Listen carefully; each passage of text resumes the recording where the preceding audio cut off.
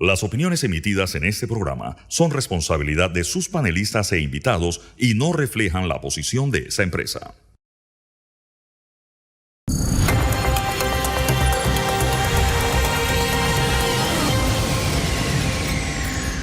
Amigos, esta semana que termina y bueno, la que comienza, el tema de las impugnaciones a los resultados de las elecciones del 5 de mayo ha ocupado titulares, minutos de televisión, tiempo aire en radio y por supuesto nosotros creemos que debemos abordar parte del tema. De hecho, el final de la semana, una de las impugnaciones, bueno, varias, pero una de ellas en particular no fue admitida, el caso de Bocas del Toro. Herbert Young está con nosotros, usted es parte interesada en esa impugnación. Cuéntenos qué fue lo que pasó y qué sigue ahora, porque entiendo que hay recursos todavía disponibles. Sí, yo siento, en primer lugar, buenos días a todos. Sí. Yo siento que lamentablemente el Tribunal Electoral ha decidido mirar para otro lado. Es como el tema del corregimiento de San Felipe. Hace 5 años el país sabía, los magistrados sabían que había más electores inscritos que residentes. Y pasaron los 5 años, no hicieron absolutamente nada y se eligió a la misma persona que ha sido electa de la forma tan irregular como sabemos que... Ahora, ¿por qué usted dice el tribunal? ¿No es un juzgado el que no admite No, yo digo el tribunal porque iba a desarrollar el tema. Por favor. Es que, lamentablemente esa decisión no puede haber sido emanada si no fue consultada a los magistrados del Tribunal Electoral. Primero porque son 2 casos. Está bien, vamos a decir que mi demanda no cumple con los requisitos, pero la demanda de la Fiscalía Electoral, que maneja más información, tampoco cumple. Es increíble. Y en mi caso específico, porque nosotros sí presentamos videos, ellos en el rechazo hacen referencia solamente a que hubo fotografías. No, hay videos donde sale el hijo de Vinicio vanagloriándose de que hicieron concentraciones, varias concentraciones. Hay videos de la cuenta en acta notarial, de la cuenta del hijo de Vinicio, donde una residente del corregimiento de La Mesa, en Bocas del Toro, dice: aquí tenemos 300 activistas. Eso es un indicio suficiente como para que se pueda abrir el proceso. ¿Por qué? Porque cuando tú revisas el informe de gastos de Vinicio, no declaró los activistas, no declaró concentraciones, no declaró las toldas, y toda esa documentación está evidenciada en el expediente. Echemos para atrás un momentito y pongamos en contexto. La demanda de ustedes es por los gastos en la campaña, o sea, que se excedieron del límite. No tiene nada que ver con los votos o con las actas o con el número de votos. Absolutamente nada que ver con el número de votos. Entonces, la causal está clara, el exceso en el tope de gastos. Y nosotros pudimos acreditar con un informe contable que se gastaron cerca de $3 millones. Lo que dijo la juez de primera instancia es que tenemos que darle un detalle del gasto diario de la campaña en los 90 días. Nosotros hicimos un informe contable y pedimos una prueba pericial para que en la etapa procesal correspondiente se pueda acreditar el gasto y lo que no se declaró, porque yo solamente con demostrar que no se declararon una serie de ítems puedo demostrar que hubo una irregularidad, y solamente es llegar al tope, ni siquiera de 3 millones, demostrar que se gastó más de 300 y era suficiente para invalidar la proclamación de Vinicio.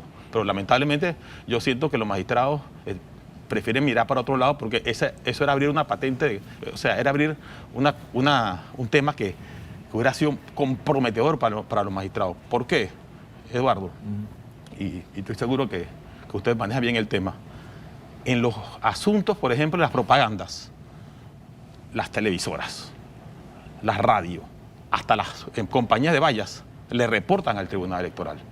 Pero dime, ¿por qué no hay ningún tipo de control ni fiscalización de concentraciones, de activistas? Ni siquiera le piden a los candidatos que presenten los contratos de los activistas. Y entonces, si nada más en un solo corregimiento hay 300 activistas, calcúlalos a $600 por activista por mes. O sea, eso es mucho dinero que no ha sido declarado. Y los magistrados prefieren simplemente rechazar la demanda para que no se abra el tema al debate procesal, donde ellos van a quedar comprometidos como institución. Ese es mi punto de vista. Ahora, una pregunta. Entiendo que ese circuito de Bocas del Toro es plurinominal, o sería más bien binominal, porque nada más son 2, ¿no? Porque voy a decir pluribinominal, pero el candidato suyo llegó de cuarto. Sí, pero la causal... Si bajan a Benicio, no quedaría tampoco su candidato. La causal implica, a mi juicio, la convocatoria de nuevas elecciones, pero vamos entonces a seguir desarrollando el tema. El que quedó de tercero es un candidato del PRD que también corrió por residuos. Y entonces, si yo demuestro, como que quería demostrar, que se gastaron 3 millones de dólares y hay videos en los que sale Vinicius diciendo vota en plancha, entonces evidentemente también esta persona fue favorecida, pero bueno, no hubo ese debate. Habrá que ver si el señor Ubaldo decide o no apelar, y entonces tenemos hasta mañana para hacerlo. Javier Ordinola está con nosotros, abogado, especialista en Derecho Electoral. Nos llama la atención porque una de las preguntas que yo le iba a realizar en este programa era por los tiempos.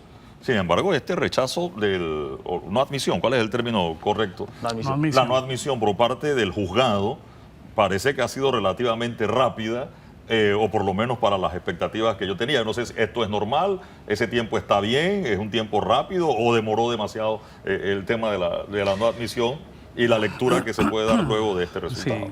Sí, igualmente gracias por la invitación y un gusto siempre estar presente en estos programas de debate. Lo primero que debo decir es que esta causal de excederse los topes de campaña como causal de nulidad de elección o proclamación es relativamente nueva. Esta causal se incluye en la reforma electoral del año 2017 y yo pudiera decir que es una causal que recién estamos estrenando. Yo no recuerdo que en la elección del 2019 haya habido alguna demanda de nulidad de elección y proclamación fundamentada en esta causal.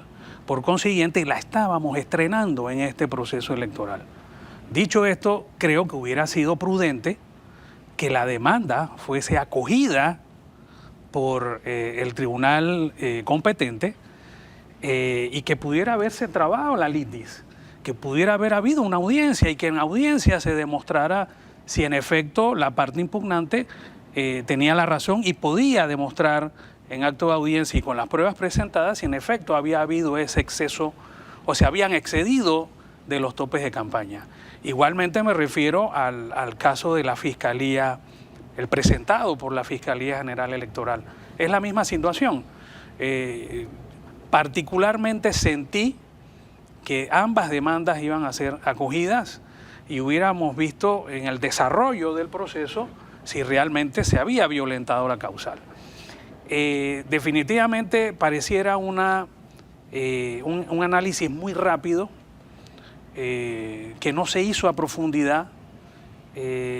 No sé si es que la presión de afuera que se está haciendo con las jueces, debo decir que las 4 son damas, está causando algún efecto. Yo siento que esa presión no debe ser, porque deben permitir a la jurisdicción administrativa electoral de hacer los análisis respectivos, con cuidado, con tranquilidad, porque no podemos tildar todas las demandas que están siendo presentadas que tienen el propósito de desbalancear la decisión, por ejemplo, de la elección de la directiva de la Asamblea Nacional el próximo 1 de julio. Cuidado, puede haber situaciones que en efecto hay que analizar y hay que estudiar. O sea, la admisión no significaba que iban a declarar nula la elección o que iban a bajar a un candidato a otro, sino usted dice la admisión para entrar en el, por supuesto, en el análisis, la admisión, ¿no? Es que se trabe el proceso, se daba traslado de la demanda a la parte impugnada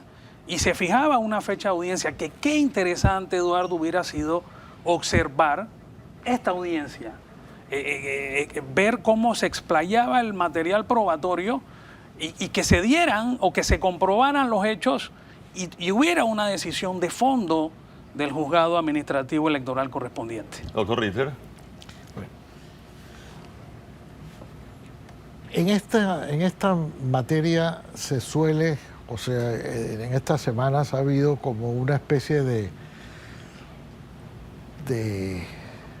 crisis o de una paranoia colectiva de que es que no vamos a tener la asamblea lista para el 1 de julio. Incluso el propio presidente electo el jueves hizo en una declaración, señaló que ojalá el Tribunal Electoral pudiera terminar todas estas impugnaciones y resolverlas para tener una asamblea completa el 1 de julio. Hay diferentes opciones, ya se han rechazado dos, una era sobre de la alcaldía de Santiago, de manera que esa no afectaba a la asamblea, pero sí 2 ya de la Asamblea, para la que entabló la propia Fiscalía Electoral por exceso en los gastos de campaña, la de Alain Cedeño y la de Benicio Robinson. Pero hay otras que sí apuntan directamente al número de votos o a las actas con las cuales se proclamó a uno u otro candidato. Yo no sé cuál va a ser el destino de esas impugnaciones, si las van a admitir o no, y si se admiten, y si no la admiten, si va a haber apelación o no, en fin. Lo que yo quería preguntarle al licenciado Ordinola es ¿cuánto puede durar un proceso de esta naturaleza en la eventualidad de que se admita la demanda? ¿Hay posibilidad real de que esa demanda termine antes del 1 de julio y tengamos una Asamblea Nacional completa para esa fecha? Sí, mire, don Eduardo, ya el mes de mayo culminó. Sí. Ya estamos en el mes estamos de junio. en junio. Entonces, queda escasamente un mes para que lleguemos al 1 de julio y se dé la instalación de la Asamblea Nacional. Debo decir que esto ya lo vivimos en el proceso electoral del 2014, que hubo más impugnaciones o que hubo más circuitos electorales afectados con las impugnaciones de lo que hay ahora. Recuerdo que en el 14 estaba Aguadulce, Chitré, Las Tablas, Santiago, Penonomé, David, que claro, eran circuitos, en la mayoría de los casos binominales, a excepción del de David, que escoge 3 diputados, pero el número de curules que posiblemente se veían afectadas era más o menos parecida a lo que está haciendo ahora. En ese momento o en ese tiempo lo que se alegó fue la violación de las garantías constitucionales y legales y que guardaban relación con el uso indebido de los recursos del Estado en favor de candidatos y partidos. En ese tiempo todas las demandas basadas en esta causal fueron admitidas, se trabó la litis, hubo audiencias, hubo pronunciamientos de los magistrados, porque debo decir que no había en ese tiempo la justicia administrativa electoral de doble instancia, y en la mayoría de los casos se ordenó nuevas elecciones.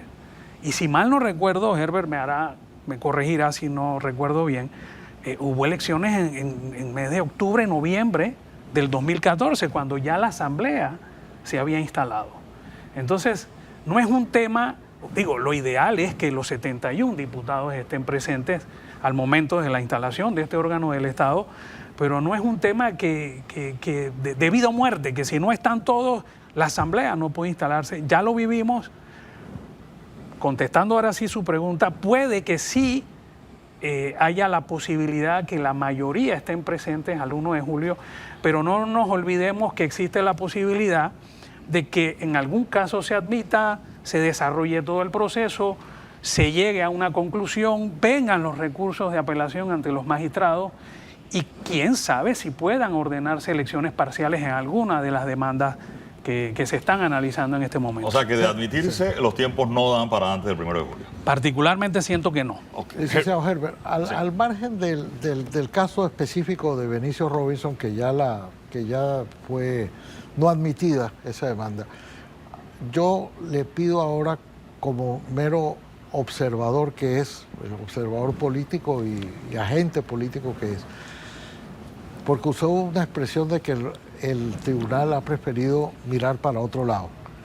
Esa mismo pudiera aplicársele a la Fiscalía Electoral, porque por algunas campañas que vimos, al menos yo no sé en el interior, pero que algunas campañas que vimos aquí en el área urbana, llamémoslo así, era bastante evidente que se habían excedido en esos $300,000 que es el tope de campaña para un diputado. Esa expresión, prefiere mirar para otro lado, ¿se le puede aplicar a la Fiscalía Electoral? Ciertamente que sí. A mí me llama la atención que solamente sea en el caso de Alain Cedeño, cuando hay otros casos en los que evidentemente pudo haber sucedido y de hecho esa causal sobre todo aplica a los partidos y candidatos que están en gobierno. Son los que más tienen posibilidad de tener recursos del Estado para poder hacer ese tipo de actividades. Y yo veo que solamente la Fiscalía demandó, en este caso, cuando hay muchos otros casos parecidos. Y lo que es peor es también el pronunciamiento del tribunal, porque ahora recuerdo, no lo mencioné, pedían que presentáramos también facturas. Las facturas es como si, hey Vinicio, por favor, dame copia de las facturas de las toldas. O sea, es completamente ridículo. Yo siento que el tribunal se está distanciando de su labor y es el momento de hacer correctivos. Esperemos que en estas demandas, hay algunas que son, a mi juicio, claramente temerarias de las que se han presentado. Quiero referirme a eso, no sé si ahora... Sí. No, le preguntaba, en el caso de la Fiscalía Electoral me llama la atención también, es que fue uno solo, y casi que la elección fue el 5 de mayo y como a los 2-3 días ya prácticamente estaban anunciando lo de la demanda también, no hay ninguna otra. Además, fue como bastante rápido el anuncio de esa demanda, ¿no? Sí, increíble. Ustedes, abogado, en otro caso, y hubo como confusión, quiero que me ayude con eso. Durante la semana había un tema con la diputada Rodríguez, en el caso de San Miguelito, y vino todo un tema de que si era solo contra uno de los candidatos, que si es contra todo el circuito, porque incluso el Tribunal Electoral mandó una nota y la nota del Tribunal Electoral hacía ver que era todo el circuito. ¿Qué pasó allí y cómo es el caso de ustedes en San Miguelito? Sí, el caso de Zulay Rodríguez es una impugnación única y exclusivamente contra la proclamación de residuo que se hizo en la Junta Circuital del 8-2 en la persona de Omar Ortega. Entiendo que él es del partido RM. ¿Qué quiero decir con esto? Y está dicho, y lo hemos repetido, el resto de las proclamaciones por cociente y medio cociente, incluso la proclamación de aquí de la diputada Yarielis Rodríguez, a nuestro juicio, es conforme a derecho. Solamente estamos cuestionando la adjudicación por residuo de Omar Ortega, porque a nuestro juicio, de haberse computado correctamente las 9 actas de mesa que estamos cuestionando, esa curul debía haber sido adjudicada por medio cociente a Zulay Rodríguez. Y entonces, obviamente, faltaría una curul por adjudicar, sería entonces a Yarielis Rodríguez. O sea que yo no veo de ninguna manera cómo puede tener fundamento, a eso me quería referir, la demanda que... O sea, quedaría en 3 por cociente, 3 por medio cociente y 1 por residuo en ese circuito. Yo creo que son en realidad 5 cocientes. 5 por cociente, 1 por medio cociente y 1 por residuo, fueron 2 por residuo. Es correcto. Eso es lo que están peleando ustedes. Sí, solamente estamos pidiendo que se declare... A ver, es un tema nula. matemático. Sí, para los amigos oyentes, en el caso de San Miguelito son 7 diputados. Claro. Se divide la cantidad de votos válidos entre la cantidad de curules, entre 7, y así se calcula un cociente, ¿no? Es correcto. Y la mitad de eso es el medio cociente. Sí, por eso que yo... ¿Qué pasó ahí en el caso de Zulay? Yo aclaro que solamente con las 9 actas, al computarlas como lo hicieron, aplicando el decreto 49 del 94, un decreto que fue derogado por el tribunal el 23 de abril del 2024, pues la Junta Circuital de San Miguelito aplicó ese decreto que lo que hacía desde el año 94, estaba Javier y yo también estábamos en el tribunal en ese momento, lo que hacía era corregir los errores que habían en las actas. Y como no había forma de determinar el resultado en algunas actas, lo que se hacía es, bueno, no sabemos cuántos votos tuvo los partidos, porque ni siquiera había de libre postulación. Bueno, vamos a agarrar y vamos a poner como votos del partido los votos del candidato más votado de cada lista. Y así era como trataban de corregir los errores en las actas. Ese decreto se mantuvo vigente hasta el 2019, bueno, en realidad no había elecciones, pero bueno, hasta abril de 2024, donde los magistrados decidieron que había que derogarlo y que teníamos la herramienta del visor de actas, una herramienta que funcionó de cierta manera y que permite ver las actas de mesa de votación, las hojas de control de escrutinio por partido y por candidato. Recordemos que en cada mesa de votación para elección de diputados en circuitos plurinominales se hacen 2 escrutinios. Primero, de las hojas de escrutinio por partido y por candidato de libre postulación y luego de cada candidato. ¿Qué pasó en estas 9 actas de mesa? Cuando tú entras al visor de actas no se podía ver la hoja de control de escrutinio de partidos y candidatos de libre postulación.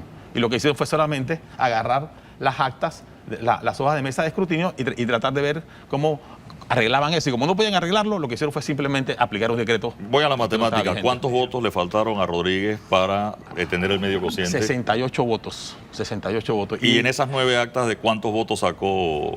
En esas 9 actas le quitaron a ella cerca de 268 votos. O sea, que es un tema de... Con esas 9 actas... Ella hubiera sido proclamada diputada por medio cociente. ¿Conoce el decreto, licenciado Ordinola? ¿Cómo no? Por supuesto. Un decreto de muy mala recordación, porque se utilizó en el proceso electoral del 2019.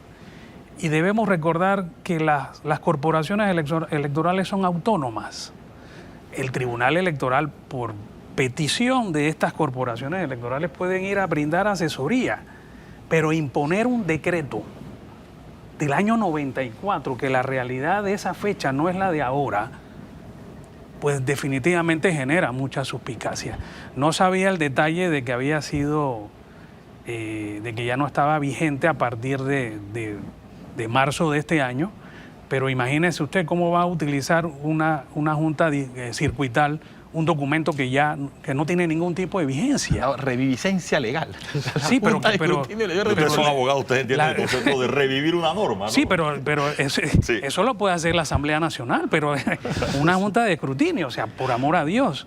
Entonces, esos detalles son los que a veces confunden, porque, hombre, la institución es la que debiera proteger los actos de la democracia.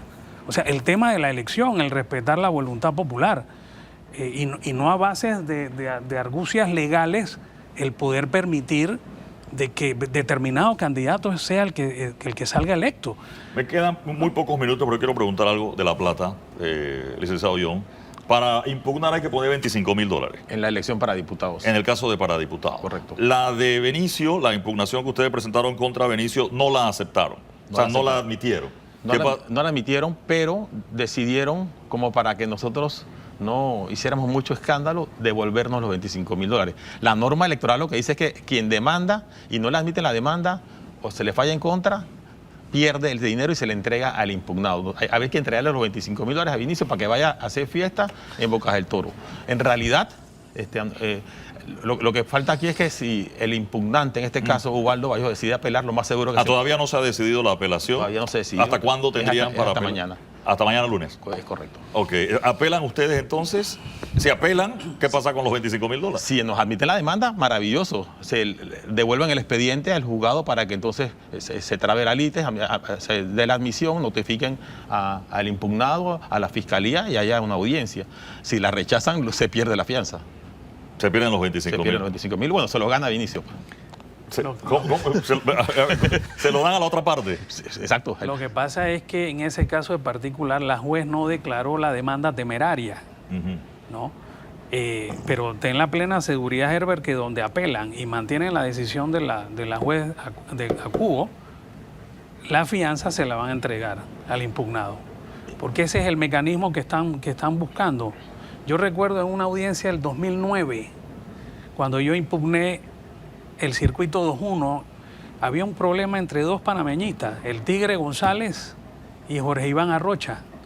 Nosotros impugnamos en representación de Jorge González, que en paz descanse. Sí, que en paz descanse. Perdió por escasos, creo que eran 17 votos.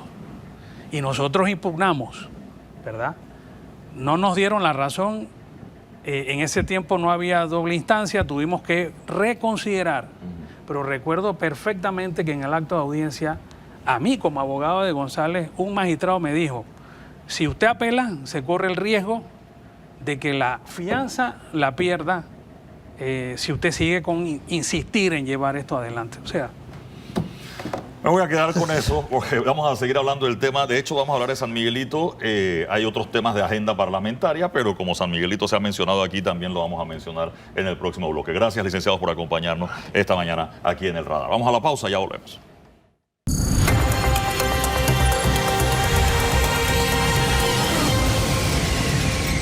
En breve regresamos. Cuando te toque elegir el préstamo ideal para ti, elige Banesco.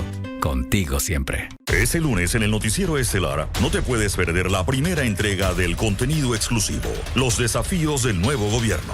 Esto no puede seguir aquí. Es la realidad que viven muchas comunidades. Los pataconcitos abundan en las calles, veredas y aceras. Analizamos a qué se debe y cómo impacta la vida de los ciudadanos. Tenemos un problema de cobro de la tasa de aseo.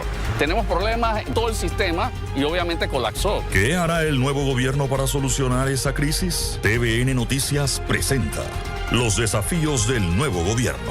basura. Este lunes en el noticiero Estelar, TVN Noticias, información que te da poder. ¿Es todo? Sí. Ay, piénselo bien. Mire, el cuerpo humano puede perder en promedio 1/4 de litro de agua por hora y si anduvo caminando puede perder mucho más líquidos al día junto con minerales. Si no los recupera rápido, pueden venir varios problemas. Ay, mejor pruebe Suerox. Le ayuda a rehidratarse y a recuperar los minerales que perdió durante el día. 0 azúcar, 8 iones esenciales y sin calorías. Suerox, hidratación saludable que se siente. Si la actitud es energía, es nuestra actitud la que nos mueve a hacer todo. Actitud para anotar, para celebrar, para ser el mejor. Tu actitud es la energía que te mueve.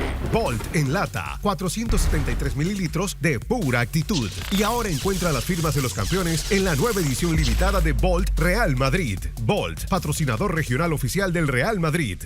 Oh, Mike, I feel like I'm about to throw up. I dare you, Marcus. I dare you. Boys, whoever gave the orders to kill me, they're coming after you next. You guys are men on the run now. I take the 3 in the front, you take the 6 in the back. What? You hit! Nah, Black Jelly Bean. Nobody likes that shit. Y'all are some terrible fugitives.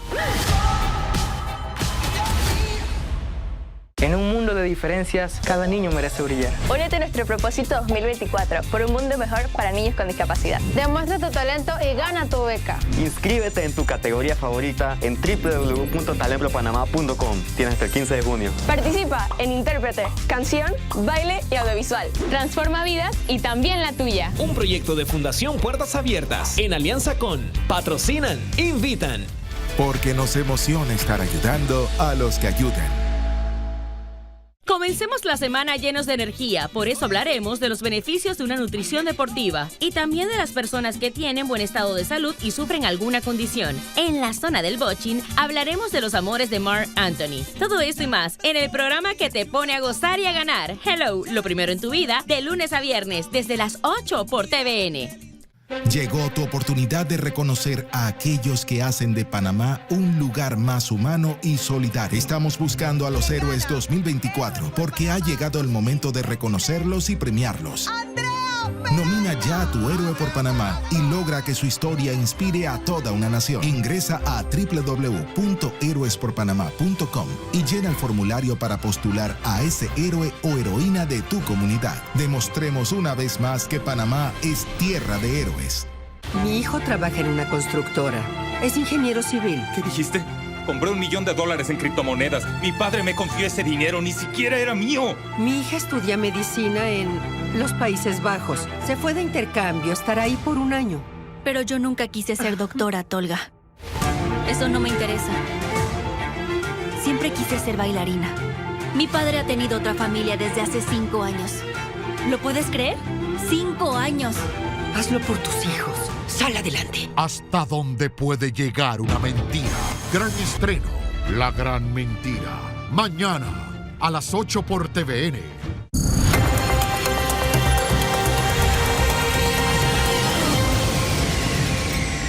Estamos de vuelta aquí en el radar esta mañana de domingo. Hace unos minutos nada más conversábamos sobre la situación de las impugnaciones y una de esas es en San Miguelito. De hecho, el licenciado John explicaba que el residuo por el que se adjudica la curula a la doctora Yarelis no estaba dentro de esa demanda, pero entiendo que hay otra situación del candidato Ruilova Pineda que habría demandado, creo que por el cociente. Vamos, ustedes los dos, de hecho, por coincidencia son de San Miguelito, deben entender bien lo que pasó allí. Ustedes parte de la bancada, vamos, los dos, y entiendo, de hecho ya hablé con la jefa de bancada, me dice, no, tenemos un subjefe de bancada también, claro que sí. Ella está en Santiago el día de hoy, saludos. Diputado Duke, para que nos cuente un poquito, ¿qué es lo que está pasando en San Miguelito? ¿Ustedes van a estar en la asamblea el 1 de julio, los 4 en el caso del circuito 82? Bueno, primero que todo, gracias por la oportunidad de poder estar por aquí hoy domingo, sí, poder conversar sobre ese tema y aclararlo a la ciudadanía. Creo que hay mucha confusión y la ciudadanía está esperando que se dé claridad sobre estos temas, ¿no? Hay que entender aquí un contexto, ¿no? Más allá si vamos a estar el 1 de julio o no, es por qué se está dando esto, ¿no? El 1 de julio, ¿qué sucede? Es la conformación de la Asamblea Nacional de Diputados en su junta directiva.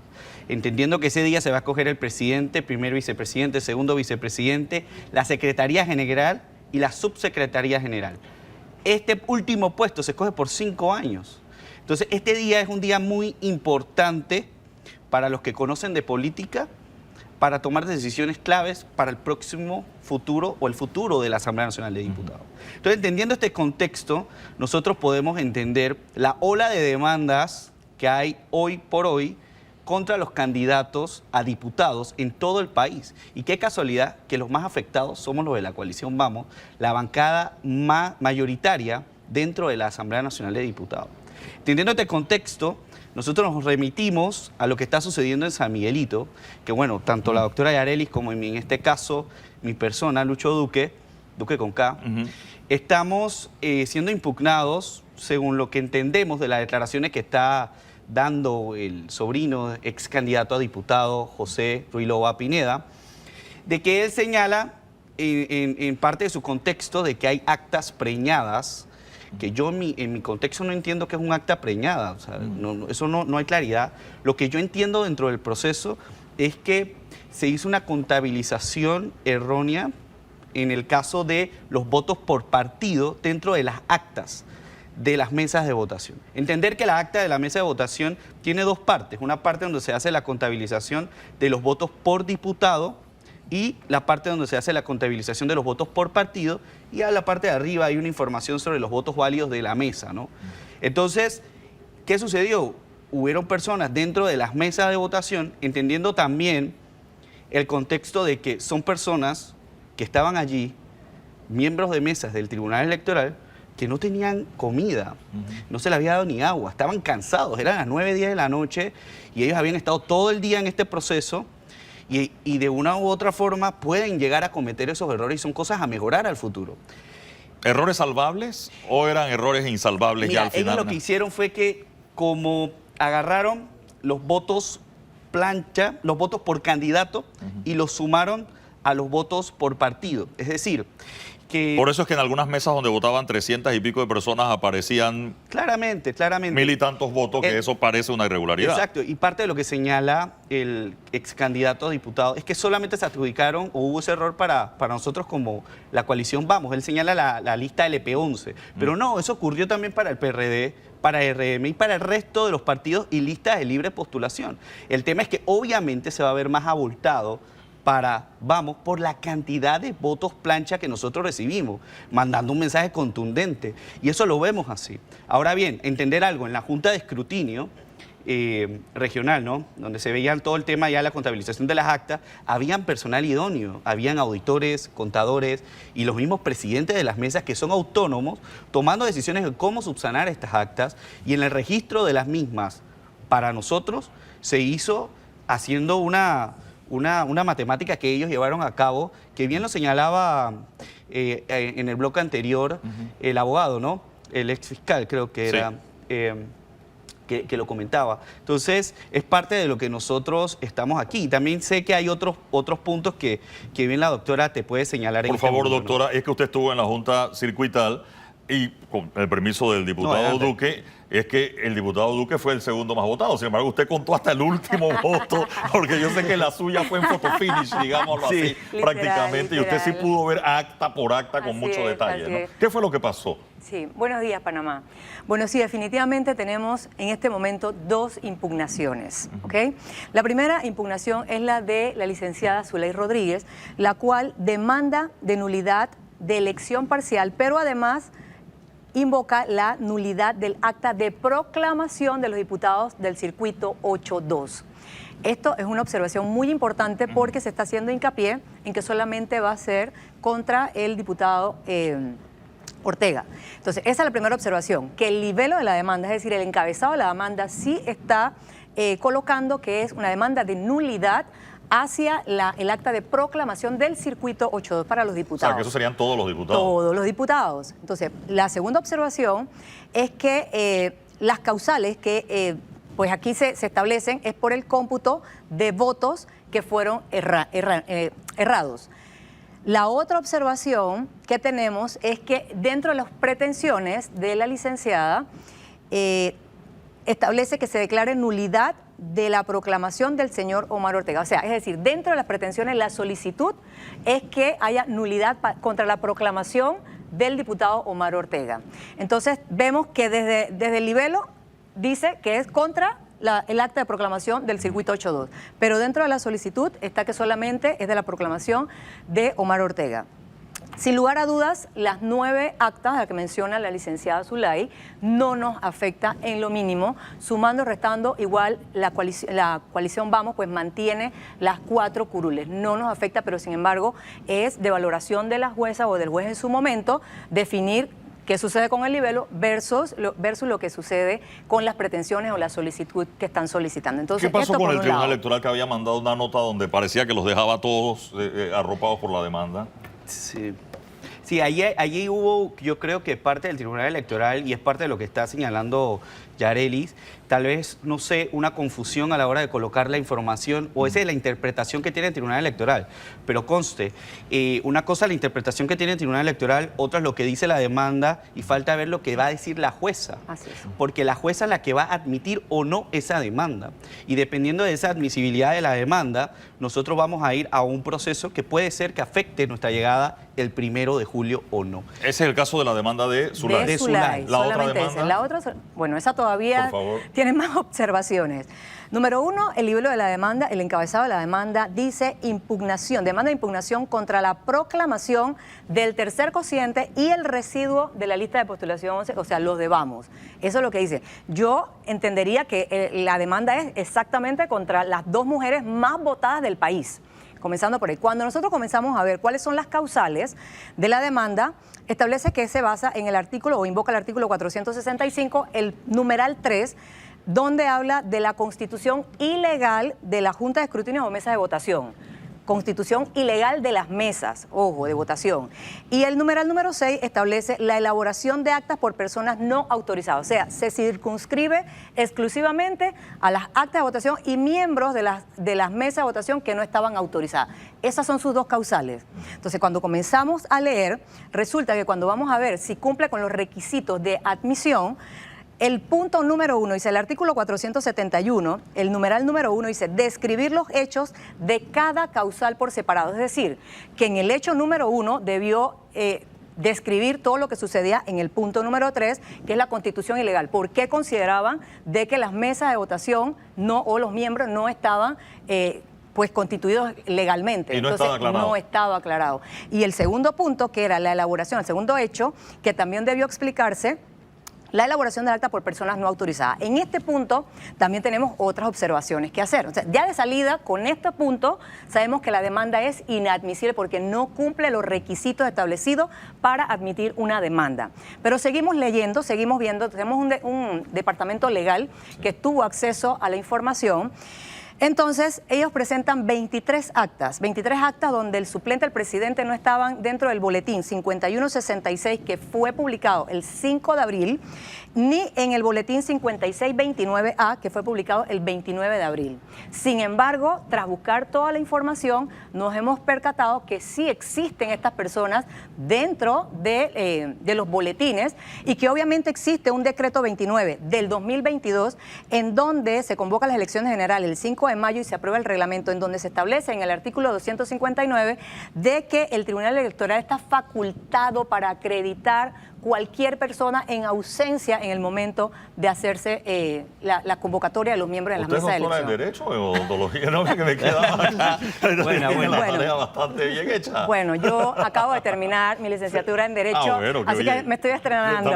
Muy bien, doctor Ritter. No, bueno, es que al margen de estas impugnaciones, que yo creo que está bastante claro y esta semana sabremos cuál es el destino, si son admitidas o no. Yo quería que nos ayudaran o que nos compartieran más bien la reunión que tuvieron con el presidente electo.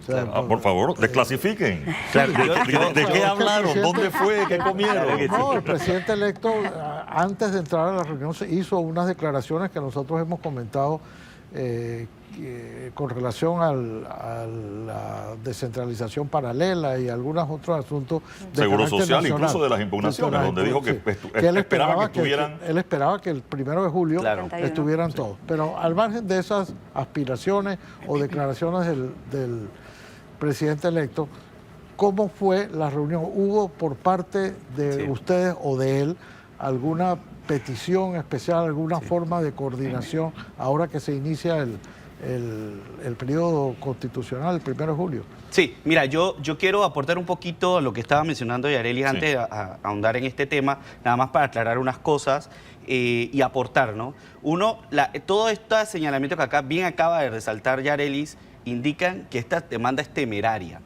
Y adicional, él hace señalamientos de que él pide que la demanda, las actas sean eliminadas. Esto no lo establece la norma. El artículo 468 habla claramente del Código Electoral que se deben convocar a elecciones parciales en estas actas siempre y cuando altere el resultado de la elección.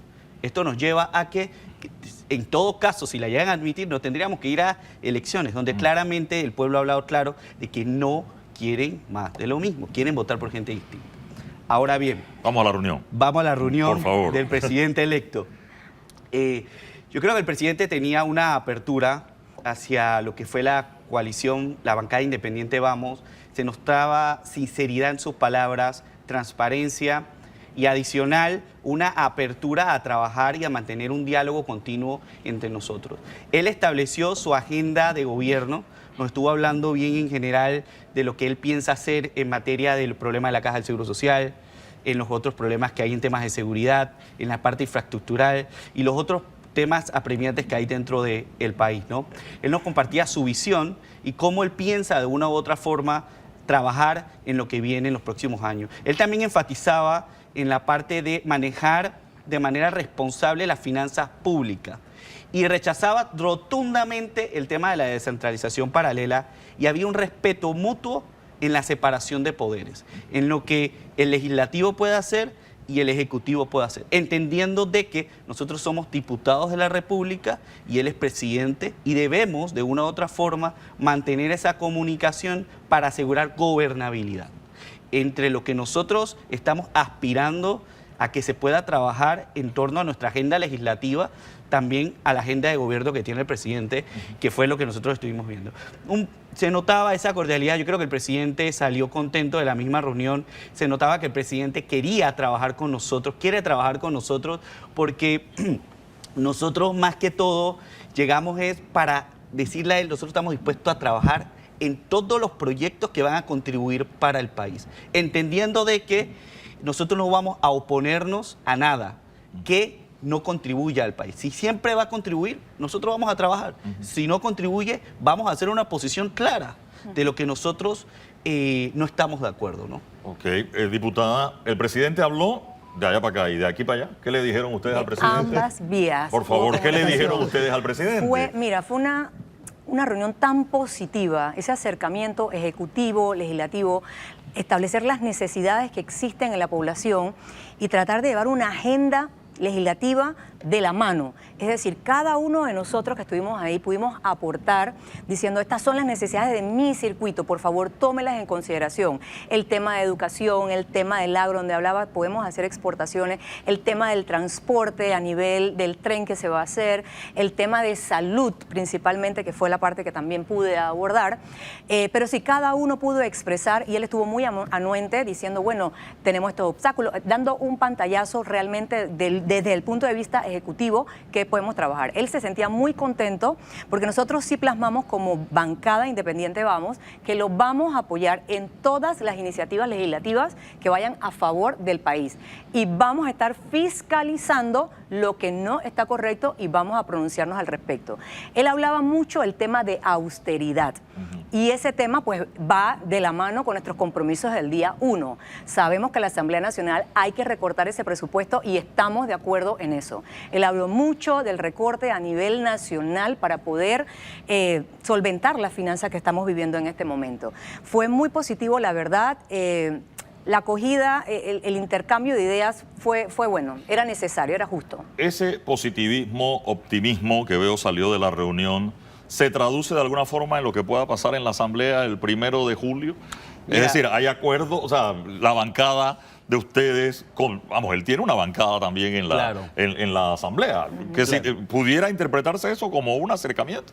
No, yo creo que el presidente está estableciendo esos lazos, no solamente con la bancada independiente Vamos, sino con todas las bancadas, intentando poder de una u otra forma establecer gobernabilidad de lo que van a ser sus proyectos, entendiendo y respetando la separación de poderes. Yo creo que él se sintió bien tranquilo y feliz, yo creo que después de la reunión, fue por la agenda que nosotros llevamos, que va muy alineada a lo que él también busca. Pero del dicho al trecho hay mucho trecho. Entonces hay que esperar que realmente él pueda llegar al poder y se pueda de una vez por todas demostrar que lo que él quiere se va a poder hacer. Y conforme a establecer lo que va a suceder en el ajedrez político de la conformación de la Asamblea, va a depender de las alianzas que nosotros lleguemos a establecer. ¿Ustedes tienen candidato a presidente? Bueno, vamos a escogerlo. Nosotros, hay varios postulados internamente, pero todavía no se ha decidido. Yo creo que va a haber una fiesta democrática, así como se escogió al jefe y subjefe, la jefa, que en este caso es Janine, y el subjefe, que en este caso soy yo, de manera democrática, donde todos los candidatos salimos y votamos, entendiendo de que siempre tenemos a un guía como Juan Diego Vázquez, que siempre nos sugiere, mas no toma decisiones. Las decisiones las tomamos nosotros como diputados electos y él siempre mantiene esa separación, ¿no? Y ese respeto. La bancada Vamos entonces va a tener un candidato a presidente. O sea, podría ser. Yo creo que sería un error no contar con eso, ¿no? Sí. Pero doctora. Sí. Bueno, es que es lo que la mayoría decida. Si nosotros como bancada decimos vamos a postular a alguien, vamos a seleccionar a alguien y seguimos con la fiesta electoral de que cualquiera puede participar, cualquiera puede aspirar y entre nosotros tomamos la decisión de llevar a alguien, pues vamos a hacerlo. Sin embargo, estamos en conversación también, sabemos de que en este momento no somos la mayoría, pero estamos en estas decisiones de estar conversando, sumando muchas más personas que creen en el proyecto de que podemos tener una agenda, una asamblea legislativa, pues que sea más potable y que vuelva a tener prestigio. ¿Con quiénes han hablado ustedes? Bueno, nosotros hablamos con la bancada panameñista, sí. Hemos tenido acercamientos también con los candidatos del PP, con Patsy, entiendo yo también con la bancada del CD y... Bien, como ya se ha sido... Es que la matemática que me está diciendo todavía no daba para 36, ¿no? Por eso le pregunto. Si nos ponemos a ver, sí. Y Dios primero lleguemos el 1 de julio, que también fue una solicitud del presidente, él le gustaría ver el 1 de julio a los 71 diputados, fue algo que señaló dentro de la reunión, y el Tribunal Electoral en celeridad realiza esto, estamos los 71, nosotros pudiésemos contar con 20 diputados de la coalición Vamos, Dios primero, contar con los 8 diputados de la bancada panameñista, contar también con esta bancada del CD, ya estamos contando varios votos, ¿no? Ahí tendríamos los 36 de una vez. El CD, panameñista, Vamos y Moca, creo que sí hacen más de 36. Y adicional, incluyendo al PP, estaríamos de una u otra forma teniendo mayoría de los votos dentro de la Asamblea. No obstante, hay que entender de que falta ver de que eso se vaya a dar de esa forma o no, dependiendo de los resultados de las diferentes impugnaciones que se van a dar de aquí hasta antes del 1 de julio. Doctor Ritter, usted ha visto más asambleas que yo. Bastantes más. Pero lo que me extraña es, a ver, en estas sumas, nosotros todas las semanas hacemos cuentas alegres aquí de si sumas esto con este y este con este. Pero veo que no mencionó en este caso ni a la bancada de RM ni a la bancada del PRD. Claro. Hay una línea roja, llamémoslo así, de que no con ellos no se habla o no se va a hablar o no se quiere hablar o no han tenido tiempo de hablar. No, yo creo que sí. Nosotros estamos abiertos a hablar con cualquiera. Así es. Con cualquiera. No hemos tenido acercamientos con la bancada como tal, pero sí hay candidatos puntuales que han venido y hemos tenido esas conversaciones. Al final nosotros estamos abiertos siempre a trabajar con todos los partidos y con todos los candidatos que quieran buscar lo mejor para el país. Y es lo que nosotros estamos apuntando, a una agenda legislativa común que cuando lleguemos podamos impulsarla y sobre todo generar la credibilidad que el pueblo está pidiendo, que demandó el 5 de mayo colocándonos a nosotros para la Asamblea Nacional de Diputados. Ahora, en estas aritméticas alegres, doctor Ritter, a ver, la matemática más fácil parece la más difícil. Es decir, la bancada RM con la bancada Vamos hacen 36. Allí solo habría que conjugar a dos fuerzas, sin embargo parece que son dos fuerzas realmente en veredas distintas, la una y la otra. Y el otro tema, y yo tengo que preguntarle, yo he escuchado Silva Contralor y Juan Diego, secretario general de la Asamblea. ¿Qué tan cierto es eso? ¿Se ha hablado? ¿Se ha conversado? Doctora. Eso está aún en conversación. O sea, no hemos llegado a ningún consenso todavía, estamos hablando, la bancada no ha tomado la decisión, todavía estamos, que vamos a ver si llevamos algún presidente, o sea, estamos todavía en muchas conversaciones, estamos en el periodo ese, pero todavía definitivamente no se ha tomado ninguna decisión al respecto. Decía Juan Diego Vázquez que nunca había visto tanta gente preocupada por un desempleado como va a ser él a partir del 1 de julio. ¿Hay alguna conversación para que Juan Diego sea secretario general de la Asamblea? Mira, yo creo que más allá de las aspiraciones que pueda tener o no Juan Diego, o si las tiene o no las tiene, o si nosotros lo vamos a proponer, creo que nosotros todavía no hemos decidido eso. Nosotros, como bien señaló Yarelis, nosotros estamos en esas conversaciones internas para que se den las mejores alianzas para poder llegar a esos 36 votos. Porque conste, la Junta Directiva, más allá de pelearnos el pastel, como dicen, vas tú por acá, tú para allá, tú te quedas con esta subsecretaría, te quedas con la secretaría, estamos validando que esa agenda legislativa realmente sea común y que podamos trabajar en común unión una vez lleguemos el 1 de julio a la Asamblea y se pueda conformar. Entendiendo algo también, muchas alianzas, y el doctor Ritter no me dejará mentir, se pueden hablar previo al 1 de julio, pero el 1 de julio todo puede cambiar. Ha cambiado el 1 de julio. Ha cambiado. Yo sé que el doctor Ritter ha visto más asambleas que yo, pero... Muchas más tampoco. Pero yo...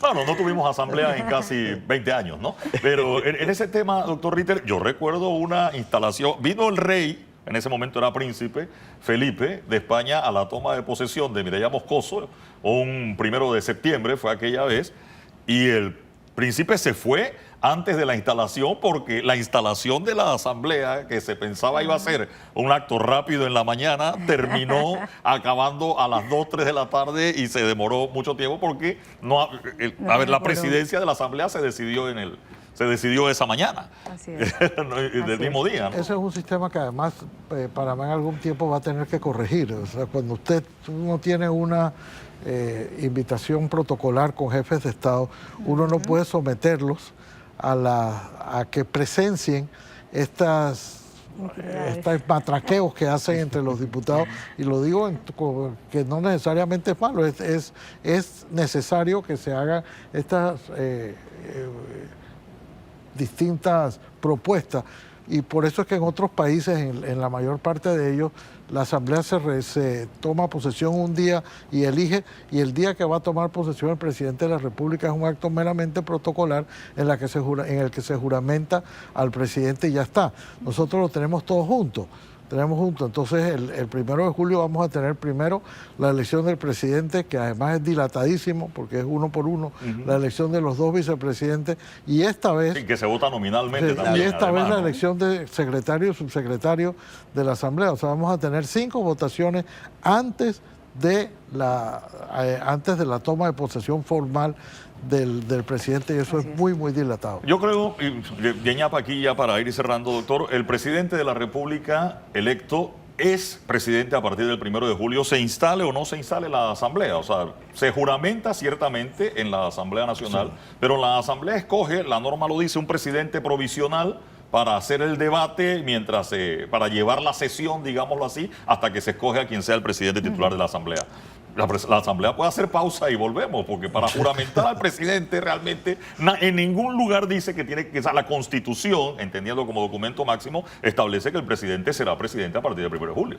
O sea, que para que se juramente pudiera estar o no estar ya instalada la Asamblea. Sí. O estará instalada la Asamblea, porque ellos van a ser diputados a partir del 1 de julio, tengan presidente o no tengan presidente. Pero de la sí Asamblea, tiene que haber un acto de juramentación. Sí, por eso el acto de juramentación del presidente de la República. Tiene que haberlo. Sí, claro. O sea, no es que él se convierta automáticamente en presidente. Tiene que haber que haber la juramentación, pero la puede hacer con el presidente provisional de la Asamblea. Ahí lo que establece el reglamento interno es que independientemente estemos los 71 diputados o no, se va a escoger por la mayoría de los diputados que estén presentes. Okay. Entonces, ahí de que se tiene que escoger, porque es el presidente de la Asamblea quien le coloca La banda presidencial. La banda presidencial al presidente. Me quedo con eso. Bueno, pueden escoger al presidente, hacen la pausa y después regresan a escoger a los vice ¿Por qué y al no lo secretario designan general. ustedes? ¿Por qué no lo designan asesor de la bancada? Puede ser. Eduardo, antes de terminar, Sí, por favor, permíteme hacer rapidito, en 30 un llamado, segundos. por favor. Definitivamente hacer el llamado a la justicia electoral que por favor haga y emita, sobre todo la demanda del señor Ruilova, que por favor haga en derecho, en estricto derecho, el debido proceso y que tenga celeridad, porque realmente se está afectando lo que el pueblo eligió. Estamos afectando la democracia y estamos afectando a esos panameños que decidieron que querían tener una asamblea transparente, una asamblea digna y bueno, que volvamos a buscar el prestigio. Me quedo con eso. Vamos a la pausa, enseguida regresamos con más del radar.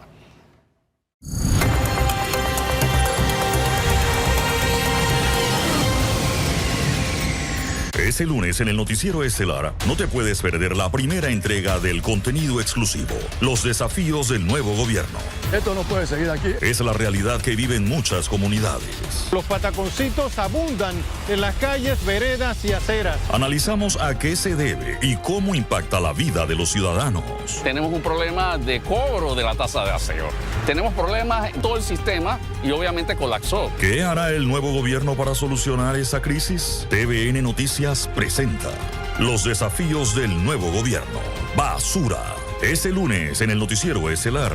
TVN Noticias. Información que te da poder.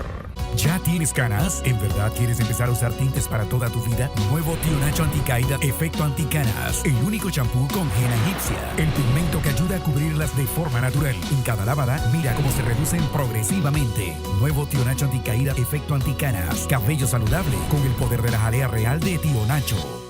Tío Nacho Herbolaria, anticaída de cabello y potenciador de fuerza. Te da los dos beneficios que buscabas. Reduces la caída y aumentas la fuerza. De Tío Nacho. Descubre el siguiente nivel en Luxury Motor Show 2024, la exhibición de autos más lujosa de Panamá. Del 3 al 9 de junio en Multiplaza. No te la puedes perder. Organiza ADAP. ¿Vas a quedarte en el mismo lugar o vas a pasar a la acción de la mano de los expertos? Ven a Exmadurs 2024, presentando a Lucas Chávez, Borjas Castelar, Nadia Vago, junto a 10 conferencistas más de talla mundial. Ven y conviértete en un tour. 19 y 20 de junio en el Panamá Convention Center. Compra ya tu boleto en Panaticket. Produce Magic Dreams.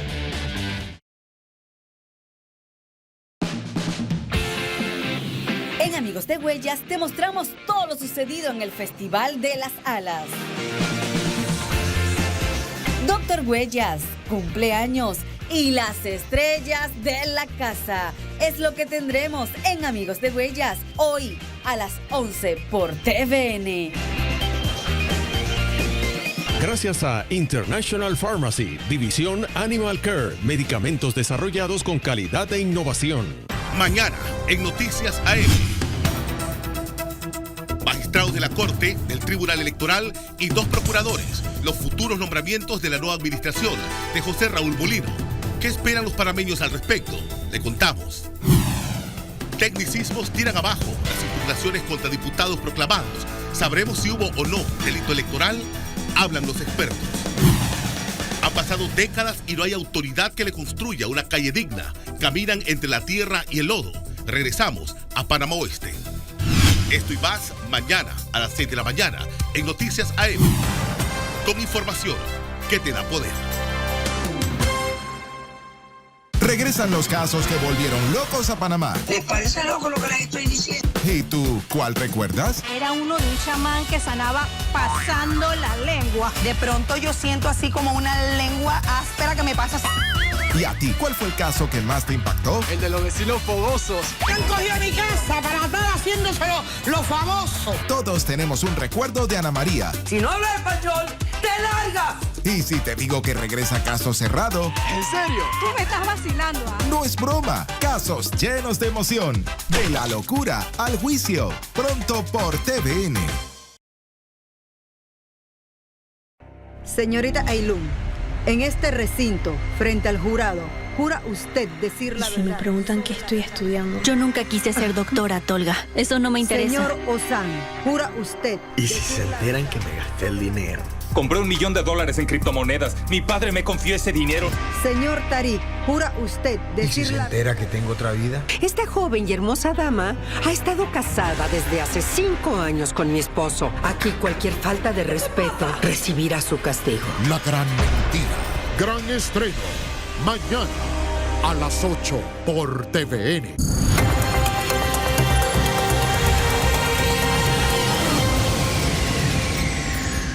Amigos de todo el país, esta mañana nos acompaña el ministro de Comercio e Industrias, el ministro Rivera Staff. Ministro, buenos días, bienvenido a Radar, qué gusto tenerlo por acá. Ciertamente ya transición, se habría anunciado que a partir de esta semana estarían las reuniones de transición. Su sucesor sería el señor Moltó, ¿no? Efectivamente, buenos días, Sí. Gracias por la oportunidad. Sí, como anunció el señor presidente de la República, bueno, y en el equipo de transición con el presidente electo Mulino, iniciamos formalmente mañana 3 de junio el proceso de reuniones formales de transición. En el caso nuestro del Ministerio de Comercio e Industrias, arrancamos el viernes 7. Ya tenemos pues el equipo realmente preparado para presentar la información. Hace algunos días sí tuve una reunión, una conversación con el ministro designado Moltó en la oficina y bueno, un acercamiento preliminar que tuvimos para ir alineándonos hacia el proceso ya formal, ¿no?, de transición. El presidente de la República en San Blas dijo durante la semana algo como transparencia total, nada de informes maquillados, etcétera. ¿Qué quiso decir el presidente con eso? Mira, yo creo que él ha sido muy reiterativo en las últimas semanas con el equipo de gobierno en lo importante de presentar, digamos, como se dice, lo bueno, lo malo y lo feo de la situación actual del gobierno. Siempre hay retos por superar, desafíos que quedaron pendientes. Recordemos, pues, presupuestariamente este es un año también complejo, no solamente por la ley vigente de que, bueno, solamente se puede utilizar presupuesto de funcionamiento los 6 primeros meses dentro de la administración actual, sino además un recorte importante que hubo a finales del año pasado, si bien recordamos. Así que el mensaje es ese, que sea una transición transparente, que se comparta toda la información y que al final la idea no es que el próximo gobierno, digamos, dentro de 3, 4, 5 meses diga, oiga, me encontré una sorpresa, aquí no me contaron de esto, ¿no? Doctor Ritter. Ministro, uno de los temas fundamentales que va a haber en esta transición es qué va a pasar con la mina. Hace ya 6 meses que la Corte declaró inconstitucional el contrato minero y enseguida el presidente Cortizo señaló que se iniciaba el cierre ordenado de la mina. Sin embargo, la mina, aunque no está funcionando, tampoco está cerrada del todo, llamémoslo así. Y ha habido se ha popularizado o comienza a abrirse paso aquello de que hay que abrir para cerrar. ¿Usted nos puede explicar qué significa abrir para cerrar y qué ha pasado en estos 6 meses que han transcurrido desde la declaratoria de inconstitucionalidad de la Corte Suprema de Justicia? Sí, muchas gracias, doctor Ritter. Sí, efectivamente, ¿no? Esa es una pregunta constante, una interrogante constante en la que hemos llevado adelante durante estos meses en este ejercicio, bueno, de rendición de cuentas de los avances que hemos tenido. Y siempre, pues, hay oportunidad de ampliarlo, ¿no?, y seguir profundizando. Recordemos, efectivamente, desde el mes de diciembre nosotros le presentamos al país una propuesta, ¿no?, un plan de transición minera, realmente, que incluía como núcleo la elaboración de un plan de cierre de la mina. Recordemos no solamente eso, nosotros lo planteamos siempre desde un principio con 3 estrategias que forman parte de este plan de transición minera, que era uno, el cierre de la mina y el mantenimiento, el cuidado de la estabilidad física y química en este momento. El segundo era la atención de los arbitrajes internacionales, que no son pocos. Y tercero, bueno, que empezáramos a pensar como país o a repensar, bueno, nuestro Producto Interno Bruto, el impacto del cierre de la mina, de no contar con esos recursos. Entonces hemos ido desarrollando 19 líneas de acción vinculadas a estas 3 estrategias. Presentamos incluso un cronograma preliminar en diciembre, recuerdo, para tener este espacio orientativo durante los meses de nuestra administración, y se ha ido avanzando en cada uno. Yo creo que lo importante en este caso, pues, en primer lugar, recordemos en el mes de diciembre y enero todavía había personas que planteaban que la mina seguía operando a pesar del fallo de la Corte, ¿no? Y nos tocó entonces explicar, sensibilizar, llevar realmente representantes de las diferentes organizaciones a que vieran el sitio realmente las circunstancias. Luego de esto, pues hemos estado, se aprobó una resolución de gabinete en el mes de febrero que le da forma jurídica a esto, y pueden preguntar, bueno, ¿y por qué en febrero si el proceso inició en diciembre?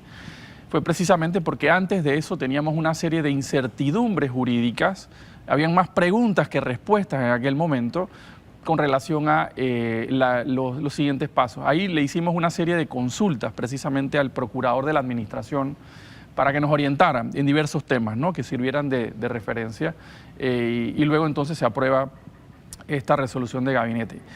En este punto, como decía, importante, lo prioritario es garantizar la estabilidad física, química del sitio, que no tengamos riesgos ambientales en ese momento, y miren que uso la palabra riesgos.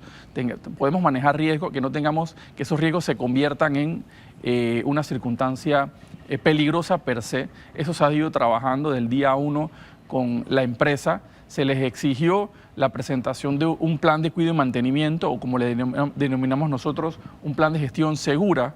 Y en este caso, pues ahí se detallan realmente en este documento todas las actividades que se deben desarrollar solamente para mantener el proyecto estable. No es para actividades de extracción de minerales ni de ninguna forma.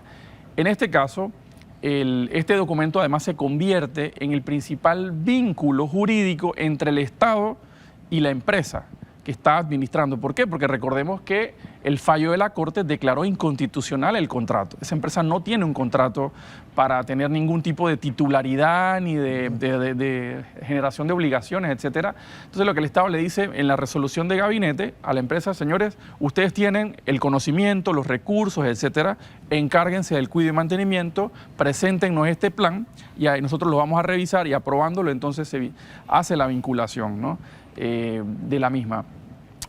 Para el cierre de la mina, que va en paralelo, se necesita entonces también unas auditorías importantes para validar lo que ha sucedido hasta el momento y la fotografía del proyecto en este momento. Ahí son dos auditorías principales. La auditoría ambiental, que el rector es el Ministerio de Ambiente, que ha estado desarrollando una serie de tareas, entre las cuales está haber modificado el reglamento ambiental relativo a auditorías ambientales en general, que no incluye el tema del cierre de la mina. Bueno, eso se hizo ya una modificación para entonces elaborar los términos de referencia, que allá hay un borrador, para entonces que el Estado contrate una auditoría ambiental. Igualmente hemos estado trabajando en la auditoría de procesos mineros, la auditoría integral de procesos mineros, la cual también hicimos una solicitud realmente de información al mercado a través de Panamá Compras, de la Dirección de Contrataciones Públicas, la cual venció a mediados del mes de mayo, y en la misma recibimos, digamos, no voy a usar la palabra propuesta, recibimos información realmente de 7 empresas, de bueno, cómo es la información que se requeriría y los costos aproximados para elaborar unos términos de referencia para una auditoría integral de procesos mineros. Entonces, eso ya lo tenemos, se está elaborando unos términos de referencia. Estamos además en todo este proceso con el acompañamiento de las Naciones Unidas, del Sistema de Naciones Unidas, del Banco Mundial y del Banco Interamericano de Desarrollo, del Gobierno de Chile y de otras organizaciones que han venido acompañando este proceso. Quiero ir a la mina en este momento, ministro. Ahí hay un cerro de material, que hay una polémica primero de quién es, si se extrajo antes de la declaración de inconstitucionalidad del contrato, que allí Panamá tendría unas regalías según el contrato que estaba vigente en ese momento, o si se sacó después, si ese cerro de material es todo de Panamá o no. Y el riesgo ambiental que dicen que ese cerro de material al estar ahí entra en contacto con el medio ambiente, ya comienza a emanar gases, ya el propio peso del material sobre sí mismo lo va asentando y después extraerlo es más difícil. ¿Qué va a pasar con eso, ministro? Sí, mira, ese es uno de los temas prioritarios que hemos tenido dentro del plan de cuidado y mantenimiento que comentaba, ¿no? Dentro de ese plan de cuidado y mantenimiento está la gestión de estos 132.000 toneladas de concentrado de cobre que se mantiene. Mira, la estimación que había cuando se dio el cierre en el mes de noviembre y diciembre, la estimación del costo de ese material almacenado a los precios del mercado en aquel momento eran de 230 millones de dólares. A los precios de hoy en día del cobre, ese mismo material almacenado puede estar costando cerca de 280 millones de dólares. Subió el precio del cobre. Ha subido cerca de 40 millones de dólares, un poquito más, de su valor en el mercado. Sin duda, estas condiciones de un material que ha sido almacenado y que no fue ni las instalaciones donde está una galera de almacén, un depósito de almacenamiento, ni el propio material están diseñados para estar tanto tiempo a la intemperie, ¿verdad? Y eso se ha tomado en cuenta. Yo creo que eso es importante. Había dos grandes riesgos, por eso usé la palabra riesgo cuando inicié la conversación. El primero es el riesgo de que tenga algún impacto o en el ambiente, en el entorno, o en las personas que tienen contacto con los trabajadores, sobre todo en el área, ¿no? Eso es un riesgo. Y el otro es el riesgo de degradación del material que acabas de comentar. Bueno, estos riesgos se están mitigando, ¿no? Con todos los elementos, el conocimiento, la técnica que hay. Sí hay una emanación de unos gases, efectivamente, pero siempre y cuando se dé dentro de la galera. Y no quiero decir, esos gases no están saliendo al ambiente ni a las comunidades aledañas, se están manteniendo ahí precisamente, pero siempre y cuando hay una protección adecuada, ¿verdad? De seguridad laboral, industrial, no hay, esos riesgos no se convierten en un daño o un peligro, y al ambiente tampoco, eso está encerrado. Y por eso digo, no está en este lugar. ¿Cuándo sabremos el futuro de esa plata? Entonces 200 y tantos millones de dólares es una buena plata. Y sin duda alguna, mira, lo que hemos hecho, y esa es una de las consultas que le hicimos al procurador de la administración, precisamente, de las 3 o 4 consultas que le hicimos entre diciembre y enero, está, bueno, cómo se gestiona las dudas que teníamos sobre la propiedad del material y su gestión. Ahí, como tú mencionas, lo importante es en qué momento se dio la extracción del material frente a la vigencia del contrato. Recordemos, el contrato, la ley 406, tuvo una vigencia de 1 mes y 10 días durante el mes de octubre, el mes de octubre y noviembre. Bueno, lo que hemos hecho es recopilar las bitácoras de producción, son unos documentos que normalmente se revisan, se validan.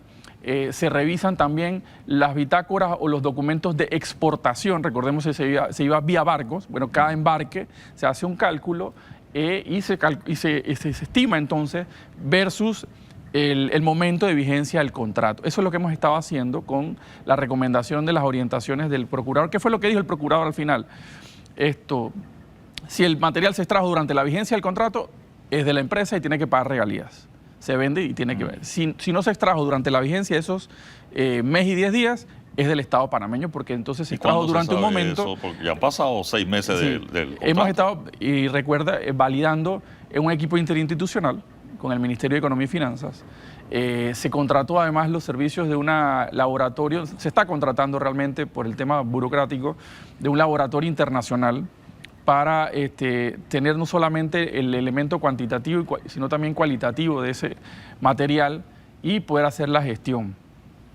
El planteamiento es que hay una parte de ese material que es del Estado panameño, por las fechas que estamos hablando, y otra parte que le corresponde es decir, puede ser todo o puede ser una parte, ¿no? Puede ser una parte. Y el planteamiento además en ese caso es que si no llegamos a un acuerdo con la empresa, entonces se somete a un tema como parte de los arbitrajes, de quién es el propietario de esto.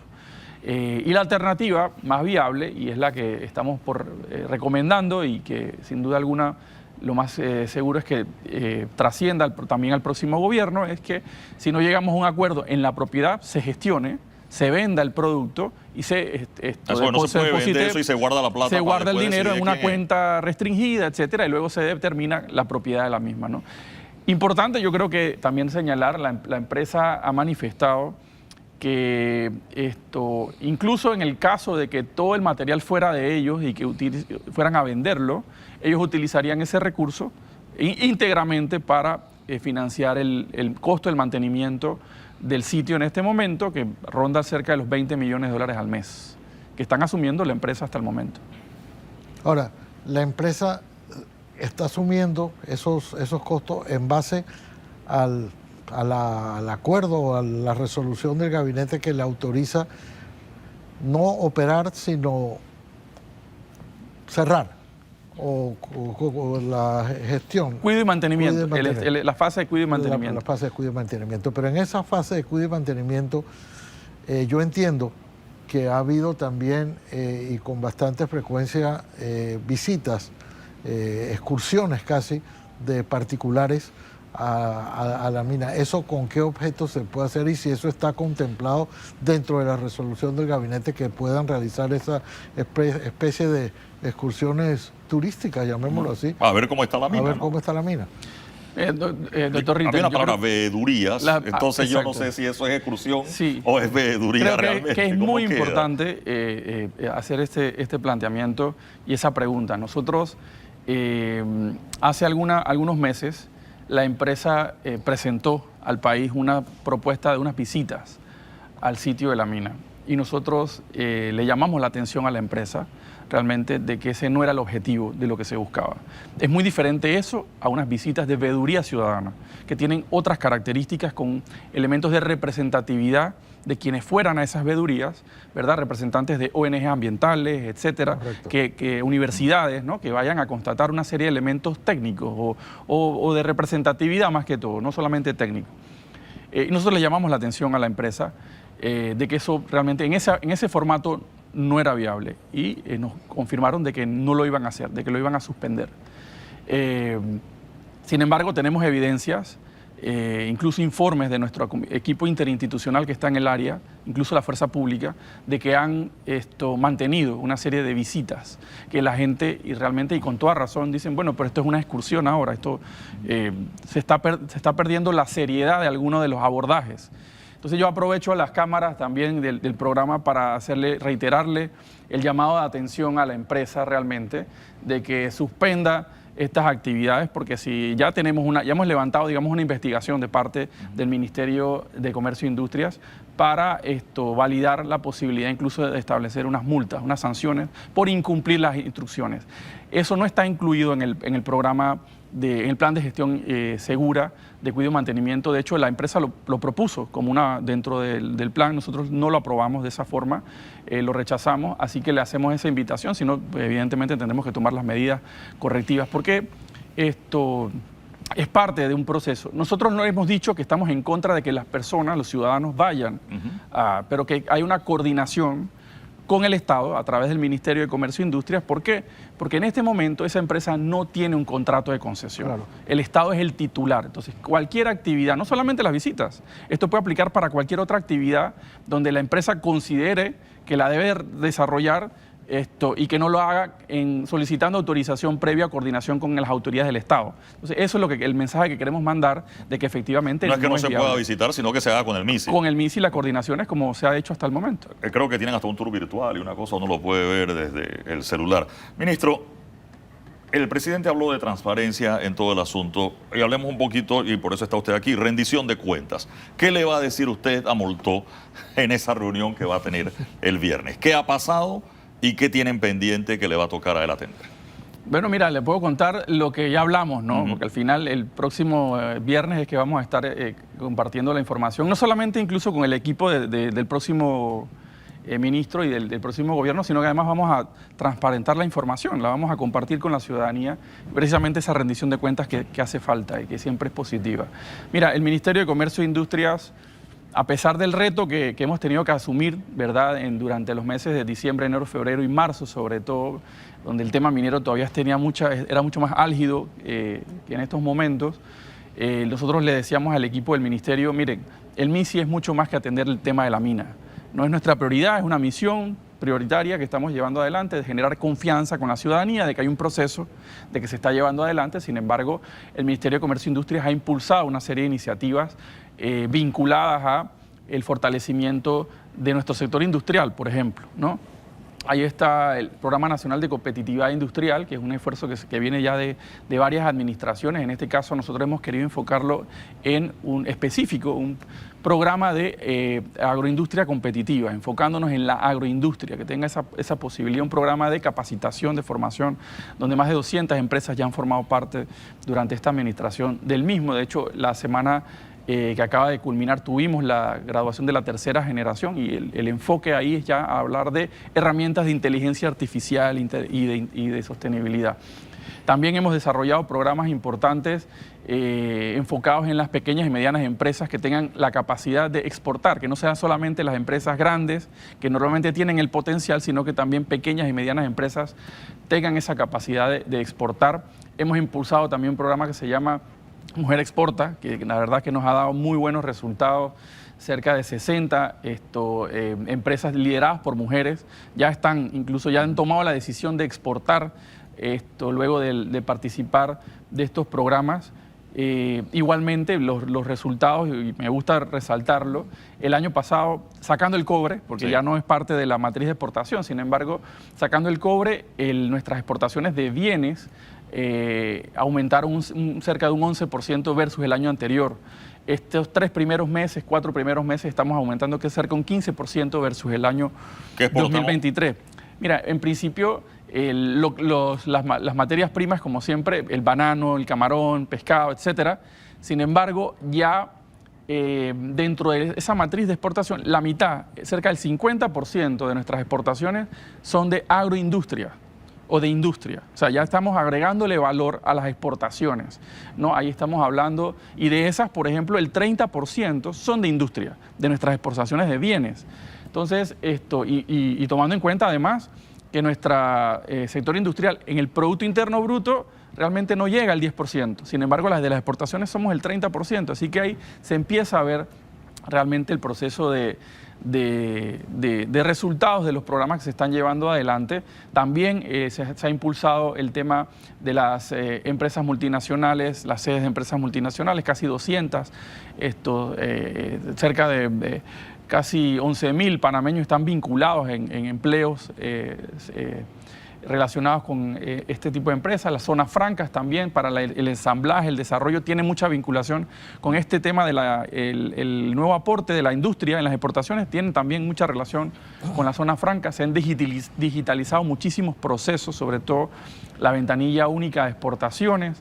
Así que a pesar de las circunstancias tan particulares de la presente administración, y lo tenemos que reiterar, el impacto, la pandemia, las guerras, etcétera, que tuvieron impacto presupuestario en la capacidad de gestionar, hemos tenido unos resultados importantes recientemente y logramos llegar a un acuerdo con el sector de la industria para una modificación, por ejemplo, a la Ley de Fomento Industrial, la Ley 76, que tenemos ya un borrador que va a quedar ahí también como un legado para de la presente administración hacia la siguiente. Así que antes de cerrar, ministro, ¿no? Deuda interna, la Cámara de Comercio tiene un cálculo que el gobierno a los proveedores les debe, creo que era como 1.200 millones hace un mes, y que de aquí al 1 de julio, si no hay abonos a eso, sería más plata.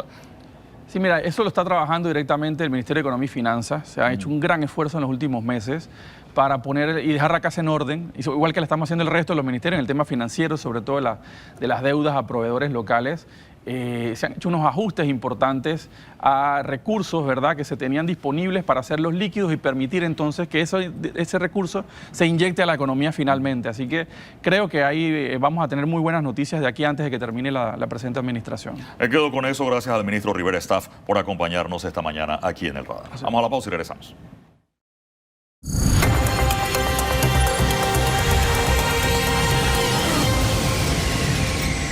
Ese lunes en el Noticiero Estelar no te puedes perder la primera entrega del contenido exclusivo, los desafíos del nuevo gobierno. Esto no puede seguir aquí. Es la realidad que viven muchas comunidades. Los pataconcitos abundan en las calles, veredas y aceras. Analizamos a qué se debe y cómo impacta la vida de los ciudadanos. Tenemos un problema de cobro de la tasa de aseo. Tenemos problemas en todo el sistema y obviamente colapsó. ¿Qué hará el nuevo gobierno para solucionar esa crisis? TVN Noticias presenta los desafíos del nuevo gobierno. Basura. Este lunes en el noticiero estelar TVN Noticias. Información que te da poder. Papá, esos 500 mililitros contienen más azúcar que la ingesta diaria recomendada por un adulto. Si lo consumes regularmente, podría causarte muchos problemas. Mejor toma Suerox, la bebida hidratante con 8 iones para que los adultos puedan recuperar los líquidos y minerales que perdieron al ejercitarse y no tiene azúcar. Suerox, hidratación saludable que se siente. Descubre el siguiente nivel en Luxury Motor Show 2024, la exhibición de autos más lujosa de Panamá, del 3 al 9 de junio en Multiplaza. No te la puedes perder. Organiza ADAP. ¿Vas a quedarte en el mismo lugar o vas a pasar a la acción de la mano de los expertos? Ven a EXMADURS 2024, presentando a Lucas Chávez, Borjas Castelar, Nadia Vago, junto a 10 conferencistas más de talla mundial. Ven y conviértete en un DUR. 19 y 20 de junio en el Panamá Convention Center. Compra ya tu boleto en Panaticket. Produce Magic Dreams. Después de 3 años de espera, regresa a la pantalla de TVN la 4ª temporada del proyecto que celebra nuestra cultura y tradiciones panameñas. Documental Panamá, una iniciativa de Gente TVN y la Fundación Alberto Mota, en colaboración con el Festival Internacional de Cine de Panamá. Esta temporada seleccionaron 10 propuestas, trabajadas con talleres de producción y guión para luego ser presentadas ante un jurado internacional, resultando ganadores La Casa Azul, Mi Símbolo es Anayansi y Hogar de la Infancia. Prepárate para conocer a los nuevos talentos de la cinematografía panameña a través de estos cortometrajes. No te pierdas muy pronto Documental Panamá, reseñas de nuestra identidad. Entra a TVN Paz o a nuestro canal de YouTube y revive nuestras temporadas pasadas.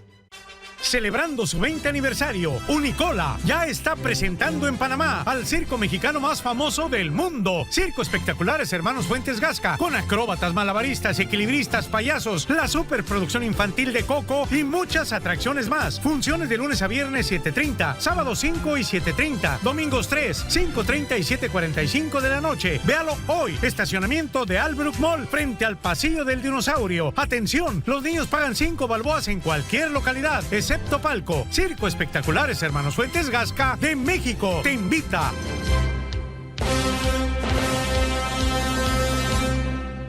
TVN Noticias, líder en información durante el proceso electoral, se prepara para la instalación de la nueva asamblea y la toma de posesión de José Raúl Mulino el próximo 1 de julio. Sus retos, sus promesas, el perfil de los ministros. Te estaremos llevando toda la información que necesitas saber sobre la llegada del nuevo gobierno, a través de nuestros noticieros, programas de opinión y en nuestras plataformas. De la mano de los profesionales con mayor credibilidad y experiencia del país. TVN Noticias. Información que te da poder. Espero todo tu compromiso con la empresa. Así va a ser. Sara es una madre viuda Quiero ver a mi papá. Pensé que los días malos estaban por terminar. que recibirá un nuevo golpe. Ibrahim tiene cáncer. Y por salvar a su hijo, necesita trasplantar la médula ósea. deberá acudir a su jefe Necesito $200,000. y hacer lo que nunca imaginó. Una noche conmigo y tendrás lo que pides. Nunca me imaginé que pudiera hacer algo como eso, pero no tenía otra opción. Ibrahim, por favor, despierta. Propuesta indecente. Pronto por TVN.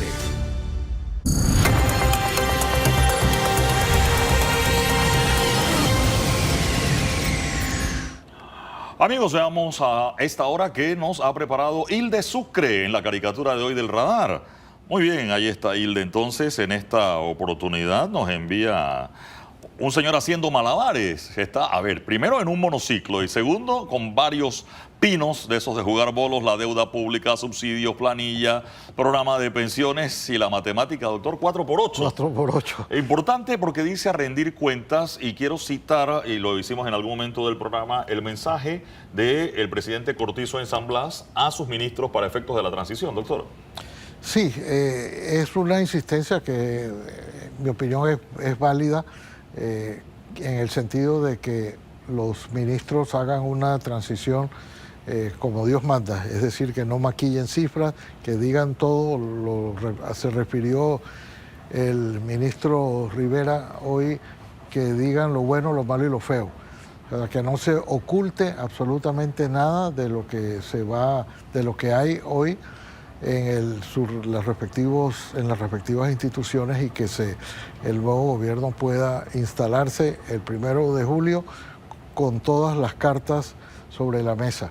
Ahora, en esa caricatura que acaba de poner Hilde, que pareciera que es el ministro de Economía y Finanzas, en efecto hay muchos malabares que hacer, o que hay muchos malabares que se han hecho, y es de esperar que ese sea uno de los principales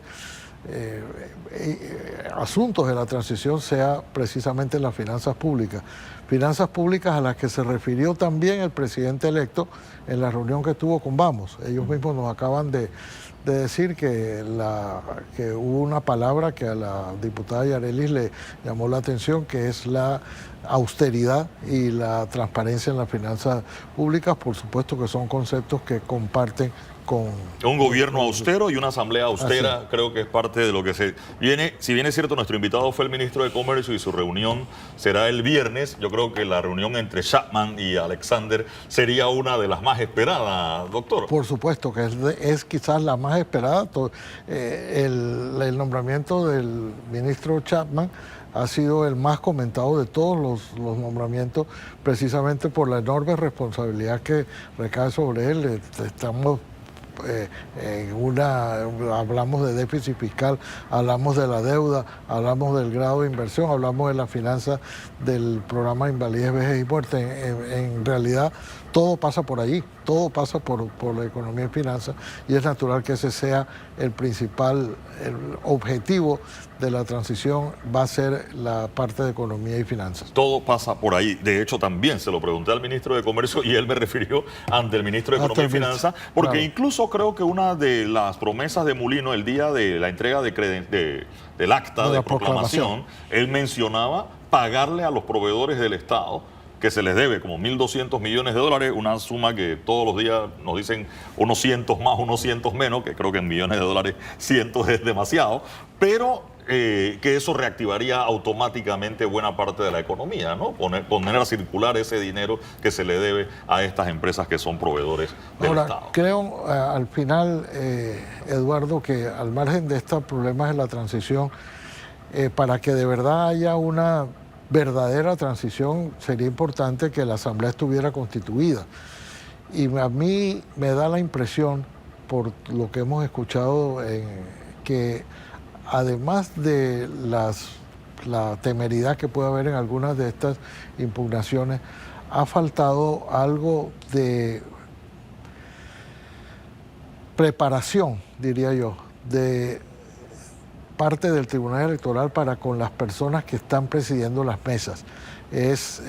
Pues obviamente el error humano siempre está ahí, el factor humano, una equivocación, pero la manera como se ha reiterado en distintas mesas es que pudo haber habido limitaciones en la capacitación, sobre todo en los circuitos plurinominales, de cómo se contabilizan los diferentes votos, sobre todo aquel voto plancha, de saber, y es la razón por la que a veces aparecen más votos que votantes.